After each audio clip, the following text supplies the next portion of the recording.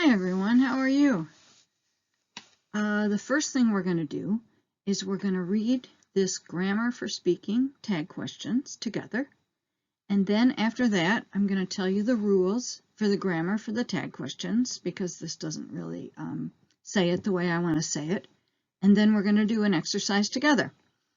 After that, you've got 3 grammar tag questions exercises in the workbook.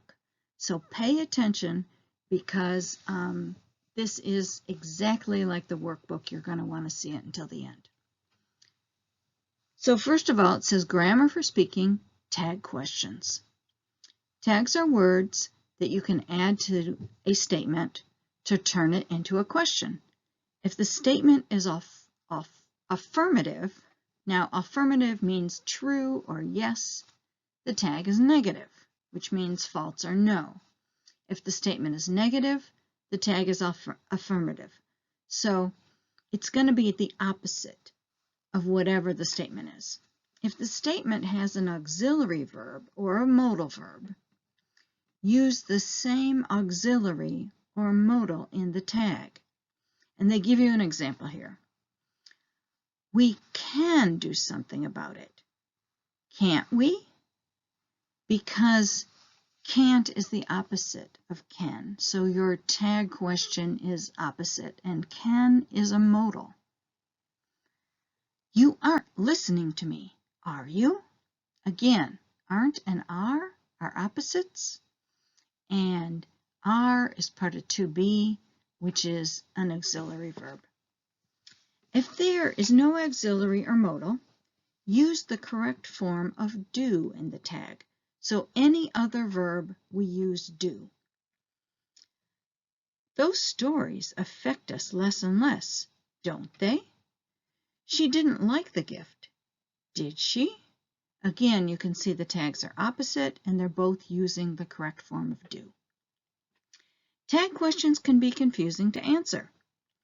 Answer with a full sentence rather than just giving yes or no, because you've used an affirmative and a negative in your question.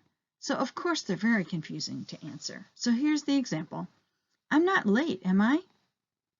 You're not late. No, you're not late. So here is, let's see, here is a little table that I made so I can remember how to do the exercises.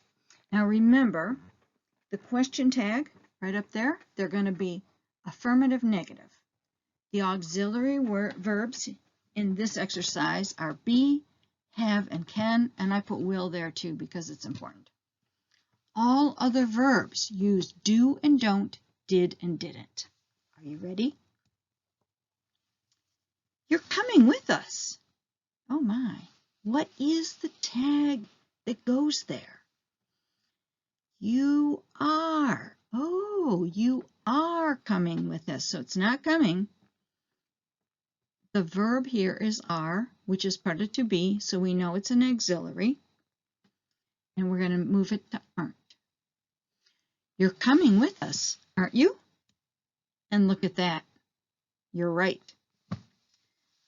There aren't a lot of elephants left. It's aren't, so we know to go with the opposite, which is are. Are there? There aren't a lot of elephants left, are there?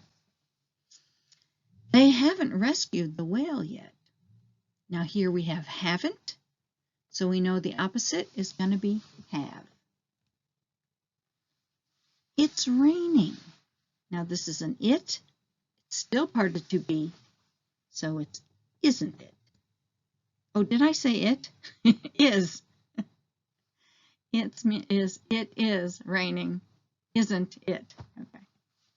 We can't solve the problem alone. Again, can and can't are auxiliary verbs. Can we? He's spoken, meaning he has spoken. So what's the opposite of that? Hasn't he? Annabelle took notes. This took is not auxiliary. It's past tense, and it's just another verb. Annabelle took notes on the lecture, didn't she? I can't submit the application online. So we've got can't, the opposite is can I? The researchers studied primates. So we've got studied, which is another verb, didn't they? You don't have an extra pen, opposite of don't, do you?